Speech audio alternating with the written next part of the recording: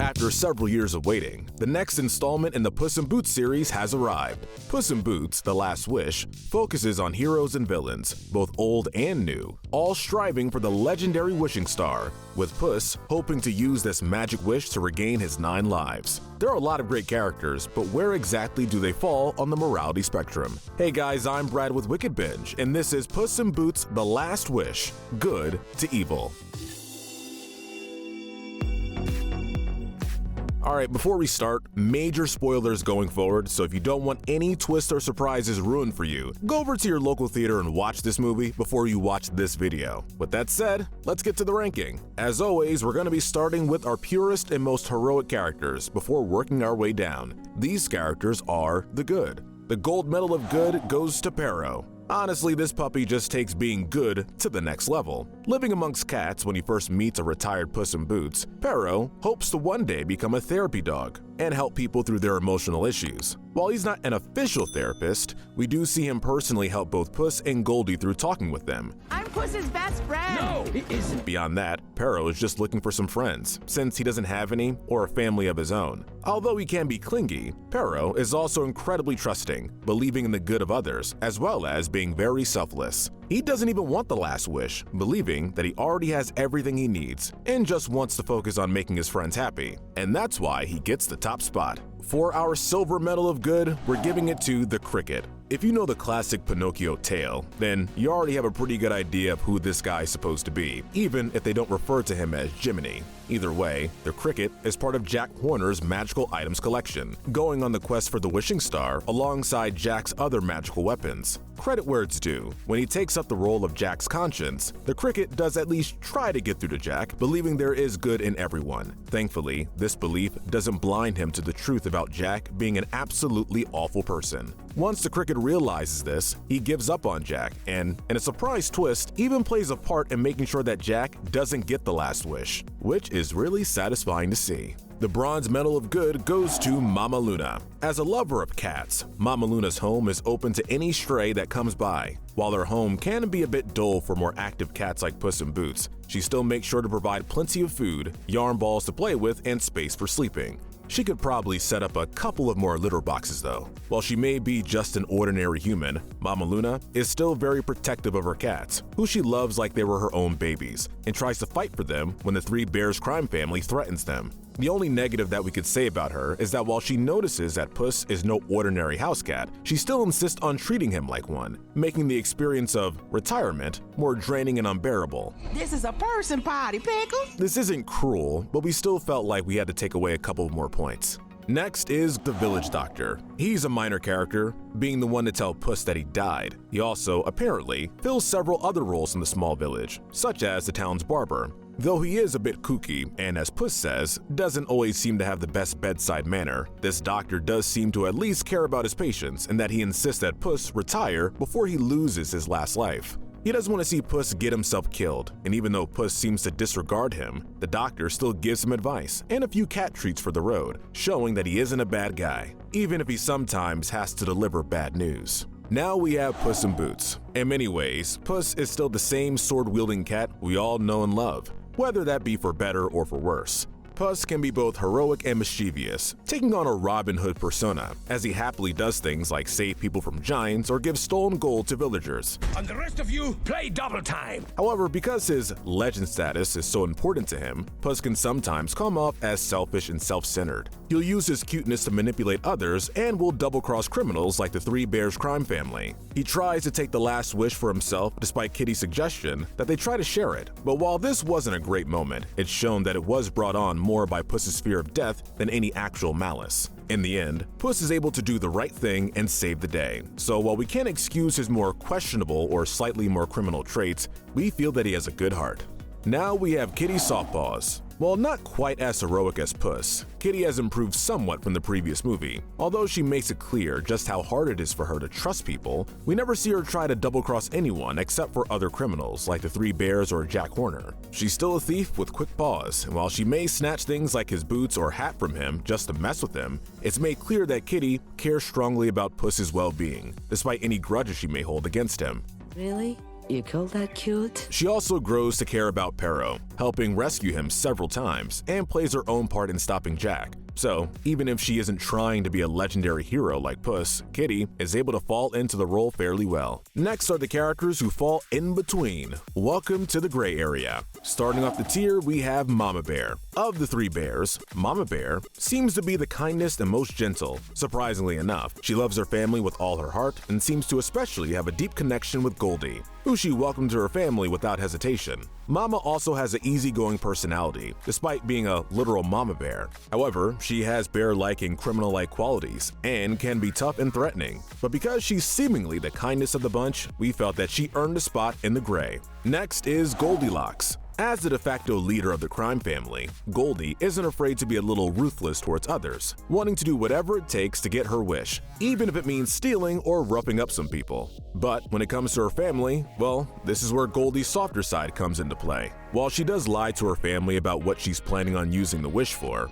Goldie never actually tries to hurt any of the bears beyond maybe squabbling with her brother. Her desire to take the wish comes from her believing that she has to have a human family, but it's made clear that she still cares about the bears and wasn't just using them. Make her talk.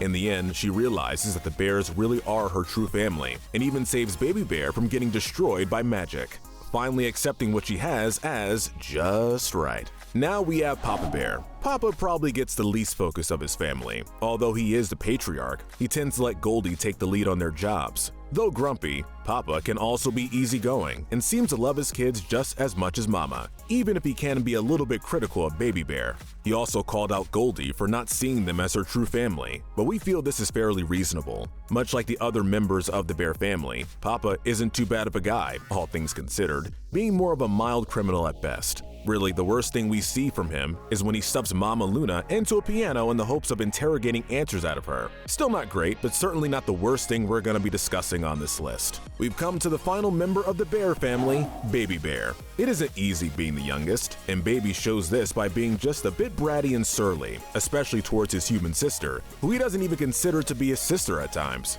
We also see him being more than a little mean to Pero after the Bear family kidnaps him, seeing Pero as a snack. When it comes to his family's criminal activities, while Baby is considered the smash to Goldie's grab, he's willing to leave the job behind once he's reminded of their cozy cabin and all the honey in it. This may come off as lazy, but it could also show that he maybe isn't as mean as he tries to be. This comes to a head at the end of the film after Goldie rescues him, where we see just how much he truly does appreciate his sister. Wrapping up the gray area, we have Death. Originally thought to be just some big bad wolf bounty hunter, this wolf serves as both a representation of death and as a Grim Reaper. Though he's not the big villain of the film, Death still serves as a personal antagonist for Puss, in that he believes that Puss is just gonna waste his last life, so he might as well kill the cat now. He chases down Puss in Boots several times, almost getting a kick out of taunting him. But while Death can come off as bloodthirsty and cruel, we feel like a better way to describe him would be tough but fair. When Puss makes it clear that he now values his life and that he's going to actively fight for it instead of being careless or running away,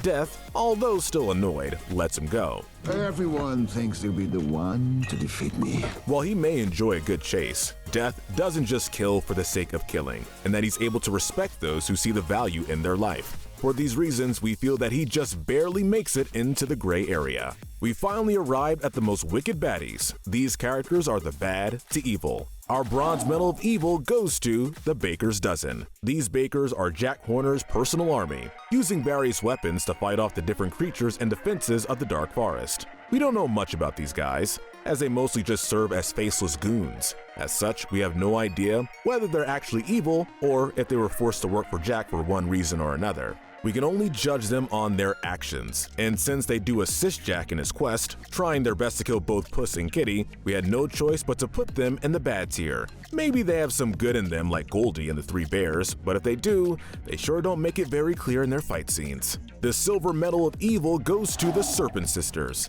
They are ladies who Jack hires to steal the map to the Wishing Star. According to them, they had to do a lot of murder to get this map, and as far as we can tell, they don't seem too torn up about it, and in fact, seem to actually enjoy murdering. We only get them for one scene, after which one of them gets turned to gold and has to be wheeled out by the other, so they come off as your stereotypical bad guys. But while the sisters are bad but simple, our final character is able to shine as one of the most evil DreamWorks characters to date. Finally, our gold medal of evil goes to Big Jack Horner. It's almost funny how he's barely in the advertising for the movie, so it makes his over-the-top wickedness more surprising. After being snubbed by fame, his story being considered as just an ordinary nursery rhyme, Jack made it his mission to collect as many magical items as possible in the hopes of becoming all-powerful. While the other characters want to use the last wish in understandable ways to make their lives better, Jack really just wants to rule the world. But beyond these selfish desires, Jack also has little to no concern regarding his goons or anyone else for that matter. Jack will take out whoever he needs to in order to get what he wants, not caring if they're an enemy or an ally. He's even willing to shoot a puppy in the face and smiles as he aims his crossbow. If that's not evil, then we don't know what is. With no redeeming qualities whatsoever, Jack more than earns his spot as the most evil Puss in Boots character. Before we go, we just wanted to hand out a few quick center medals. The Darwin Medal goes to Baby Bear. While both he and Pero had some fairly dumb moments, Pero is more innocent, while Baby can actually be dumb, as we see with his failed plan to steal the map.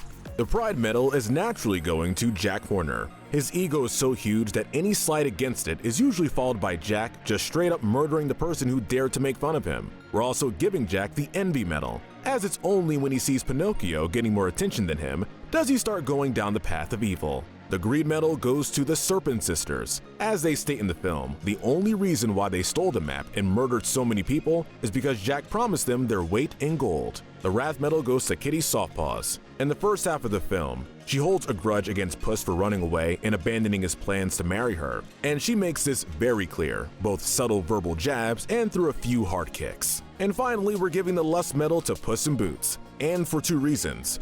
The first is more literal, as we see that the only reason why Puss died the first time is because he stopped in the middle of a Running with the Bulls event to flirt with a pretty lady. The second is more metaphorical, as Kitty states that for Puss, his truest love is himself and his so-called legend, with his love for himself being what prompts several of his actions in the movie. Alright y'all, that's it. Let us know in the comment section if you agree with our ranking, and tell us what we should cover next. Remember to hit that notification bell and binge our Good to Evil playlist, where we break down the morality of the characters in your favorite cartoons, shows, and movies. But most importantly, stay wicked.